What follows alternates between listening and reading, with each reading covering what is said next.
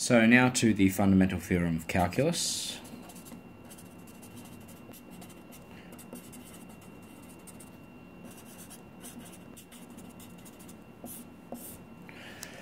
What that says is when we start to introduce this notation, the integral from a to b of the function f of x with respect to x. Now recall that what that guy is talking about, if that's our function, that's the point A, that's the point B. Now what that calculation, that integral is doing is it's determining the exact area. So that's not a trapezoidal rule, not a Simpson's rule type situation. It's telling us the exact area underneath that curve between the x-axis and the curve and between the points A and B along that x-axis. So that's what it's telling us. And it has a relationship with the primitive function, namely that we write it like this in notation. So in square brackets, I'm going to use capital F as our primitive function. Up the top here, I'm going to put the point B, and I'm going to put the A there.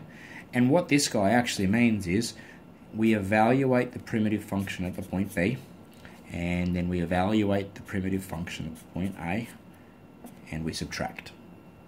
And that's the fundamental theorem of calculus. So it might not look like a lot in this notation, but we'll show you how it works. So here are some questions. I'm going to do part B, I'm not going to do part A.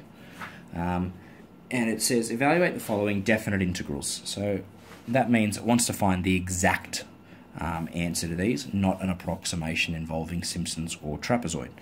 So part B, we want to evaluate the integral from 2 to 4 of the function 2x minus 3 with respect to x. And what that's going to involve us doing is, first of all, for this function, we need to figure out what the primitive function is. Alright, so we need to do that. So it's going to be, the x is going to become an x squared, so there's going to be an x squared there. There's still the 2 and a half, and the half and the 2 are going to counteract to just leave us with x squared, and the negative 3 becomes x, 3x. Now when you're doing these things called definite integrals, you never have to worry about the plus c thing at the end. You don't have to worry about that, so we never do that. So we've discovered what our primitive function is. We're going to do 4 and 2, and recall all this means is, I'm just going to take that down there, all that means is that we're evaluating our primitive function at 4, we're evaluating our primitive function at 2, and we're subtracting.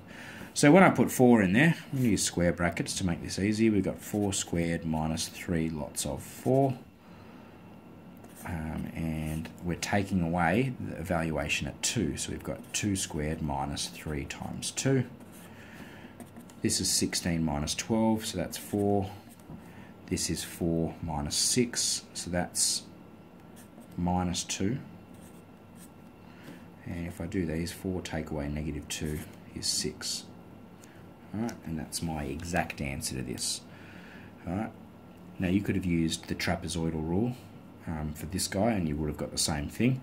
The reason, of course, is that this is a linear function, and we know that for linear functions the trapezoidal rule does give exact answers. Alright, so let's look at another question, maybe one that's not quite so linear. So this one says expand the brackets, then evaluate these definite integrals. Again, I'm going to do part B.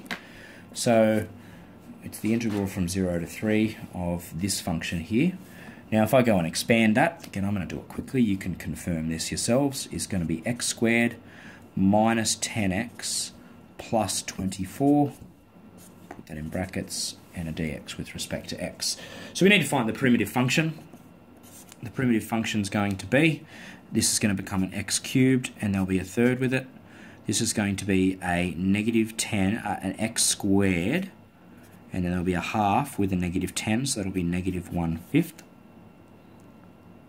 And, sorry, I'm so sorry, that's going to be 5, negative 5. And then this will be a 24x, 3 and 0. Now notice again what this means is I'm going to evaluate the primitive function when x is 3. I'm going to evaluate the primitive function when x is 0 and then subtract. But what's handy about this guy? When I plug 0 in, that becomes 0, 0, 0, and that's 0. So I don't really need to worry about that guy at all. I simply need to see what's going on when I put 3 in. So this is going to be 1/3 3 cubed minus 5 lots of 3 squared plus 24 lots of 3. That's 1/3 of 27, which is 9. This is 5 times 9, which is 45. And this is 24 times 3, which is 72. And then we've got 9 take 45 plus 72 is 36.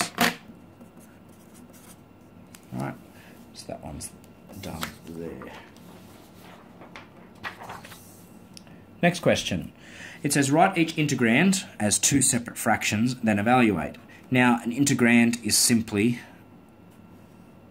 this part. So it wants us to write it as 2 separate fractions.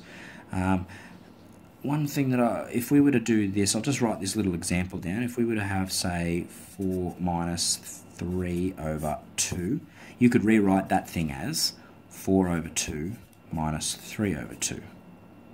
All right, and that's sort of the key of what this question's all about. So in part B, we've got the integral from minus 3 to minus 2 of x cubed minus 2x to the power of 4 over x cubed dx. And the first fraction we're going to write is x cubed over x cubed, which is simply 1.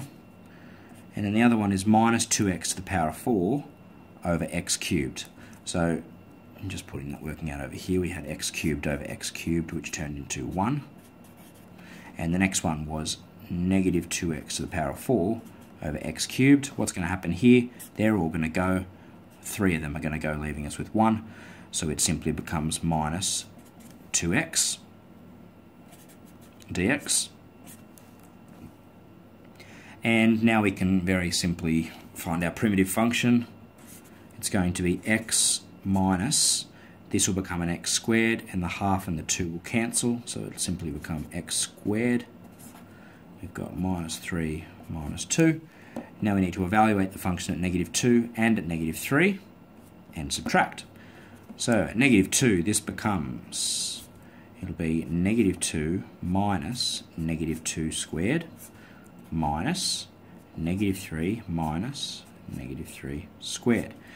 These questions are notoriously difficult to keep track of negatives. So if it's one thing that you can take out of these types of questions is that you need to be very, very careful with your negatives.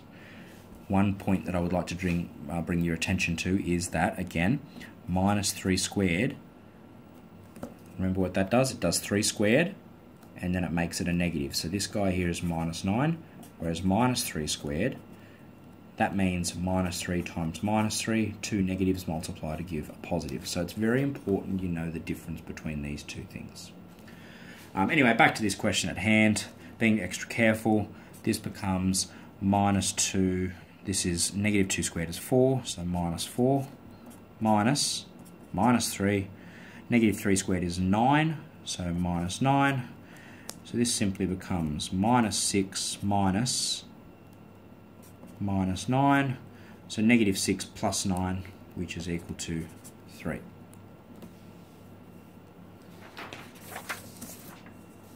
One last question. So show that the integral from 2 to k of 3 dx is equal to 3k minus 6, and then part 2 says hence find the value of k if this integral is equal to 18. So let's start with part 1. So we're doing 2 to k of 3 dx. Now, we want to figure out what our primitive function is. Our primitive function is 3x. We're evaluating at k and 2. So when I evaluate at k, I get 3k. When I evaluate at 2, I get 6. And I subtract, which is exactly what we were looking for. So as required. And then part 2 says, if this integral is equal to 18, then find the value of k. So we're saying if this integral is equal to 18, then find the value of k. We already know from part 1 that this integral is equal to that. So we can simply write 3k minus 6 is equal to 18, and we have a simple linear equation to solve. Add 6 to both sides, 3k is equal to 24, divide by 3, and we get k is 8. And we're done.